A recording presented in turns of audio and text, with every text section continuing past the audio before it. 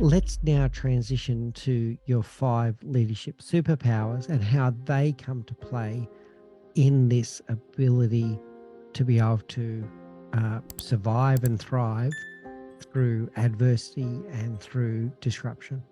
So the superpowers look at 5 distinct tensions, and there's a superpower for each one. The first one is being a present futurist.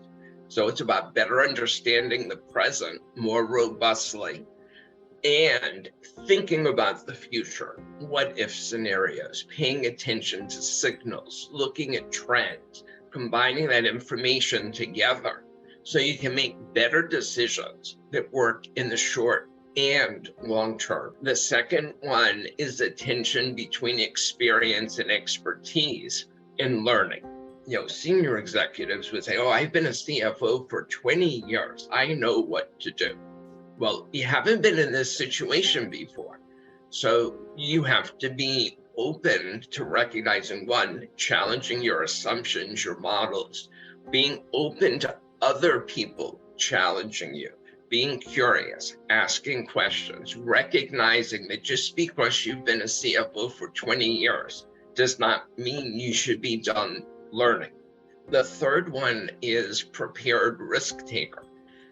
So first of all, when things get rough, you hit a bump in the road, you get a crisis, all of a sudden rising fuel prices. The first reaction for most companies is to go on the defense, focus on loss avoidance. Well, defense doesn't score points, offense does. Risk taking is part of business. You want to do it smartly. You want to do it in measured ways, pilots, experiments, fail fast and forward. Preparedness at the same time, people say, oh, why should I invest in preparedness for something that'll never happen? Well, it's not so much about specific risks, but it's about being, one, risk aware. Are you paying attention? 2, it's not isolated risks anymore. You can't just say, well, what if it's a cyber breach? Or what if it's a rise in fuel prices? What if it happens all at once?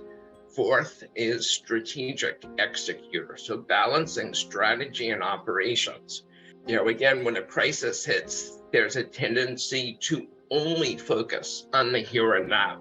And, we'll get to the future when things calm down. I don't know about you, but I don't see things calming down anytime soon. So it's recognizing that decisions you make in the short term can affect the long term. If you cut to the bone in a emotional reaction without thinking, you're not protecting your future. And that makes a big difference. So it's balancing that short and long term. It's recognizing that operations inform strategy, strategy informs operations. 5th is accountable collaborator. So it's recognizing strategy is a team sport. It's not about individuals. It's about working across functions, across business units, even working outside the organization with your partners, your suppliers, your community. And that collaboration is so important. But at the same time, it's having accountability with a focus on outcomes. The U.S. women's soccer team. When you think about soccer, it's not about the individual. It's about how that team works together. It doesn't matter, I had the ball more, I kicked more, I ran further or faster than you did. What matters is, did you score the outcome and did you win? So it's focused on the team and it's focusing on delivering results. If the team doesn't win, it doesn't matter.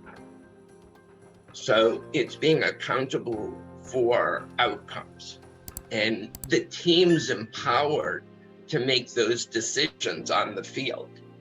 So they're accountable for outcomes. They're given the latitude to make decisions in terms of how they achieve those outcomes. So those are the 5. Now, what's interesting, the 5 reinforce, inform, and support one another. Hey everyone, it's Mick Spiers from the Leadership Project, where we empower leaders with the knowledge and skills that they need to create amazing teams and amazing workspaces. If you're enjoying our content, please do remember to hit like, subscribe, and that little notification bell so that you can be notified of all of our future videos. In the meantime, please do take care, look out for each other, and join us on this journey as we learn together and lead together.